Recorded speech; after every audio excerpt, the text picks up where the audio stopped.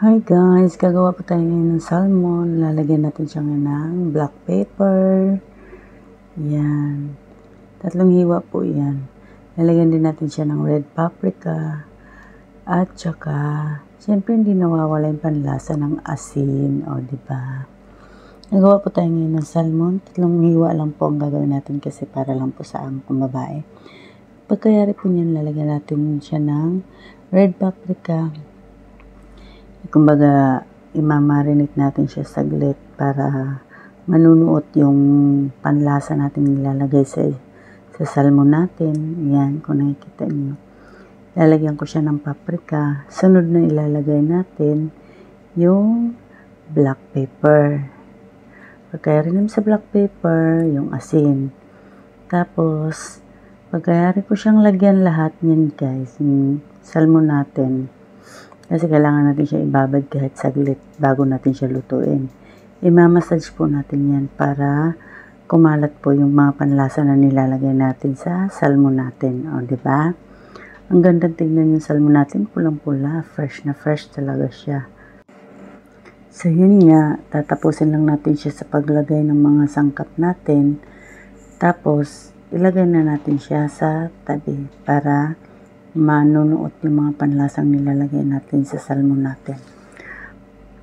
Yan guys, kung nakikita nyo, dinahandahan ko ang paglagay para talagang malagyan lahat ng salmon natin. So ngayon, mag-uumpisa na tayo magluluto. Maglagay muna tayo ng konting mantika. Pagkaya rin natin ilagay ang konting mantika natin, isunod natin yung butter natin. Pagkaya rin natin isunod ang butter natin, hayaan na muna natin siyang malusaw siya para maganda naman yung pagmixture ng mantika at saka ng butter. Kasi ang butter may medyo may pagkaalat-alat. Tapos isunod na natin yung bawang natin. Siyempre, i-mix natin. Tapos antayin natin maging golden brown. Kasi maganda kasi sa bawang maging golden brown. Bango ng amoy. Talagang napakasarap. Amoy pa lang, sarap na sarap. Sunod na natin ilagay ngayon yung honey. Honey, my love. Kaya yan guys, lagyan natin siya ng konting honey para may tamis yung lasa ng salmon natin. Kaya ang tawag dyan sa natin, salmon, sweet salmon with garlic. O diba taray? Ayan, nakita nyo ang resulta sa pagbababad natin sa sangkap natin sa salmon. Ang gandang tingnan, di ba?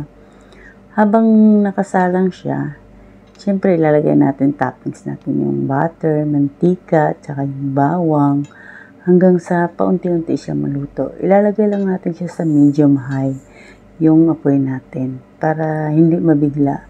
Tsaka maganda yung kinalabasan ng pagluto ng salmon natin guys. O, di ba?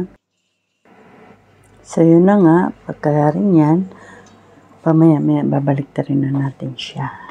Ngayon, babaliktarin na natin siya kasi maganda na yung kulay.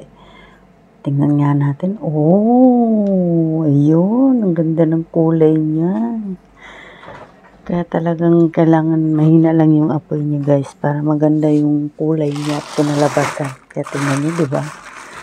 Napakaganda. Tsaka parang kahit hindi pa siya tapos maluto, sarap-sarap. Ang sarap tignan or ang sarap ba? Ewan, wala tuloy akong masabi dahil sa itsura pa lang, parang masarap na siya, diba?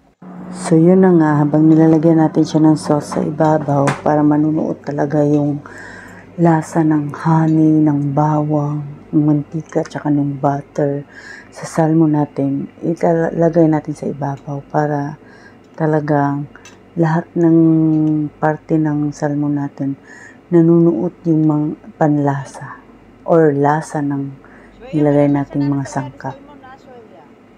Yan. Tinawag tuloy ako ng madam. Little bit, not yet.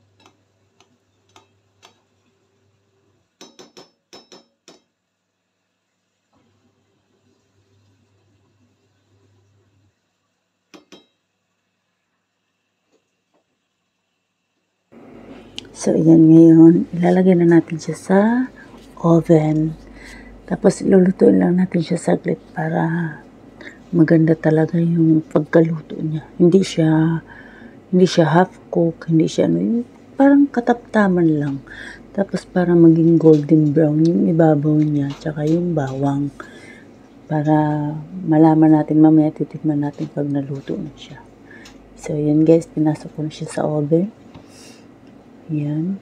Sisilip-silipin na lang natin pamaya-maya. Maybe mga 20 minutes yan. Pwede na siya.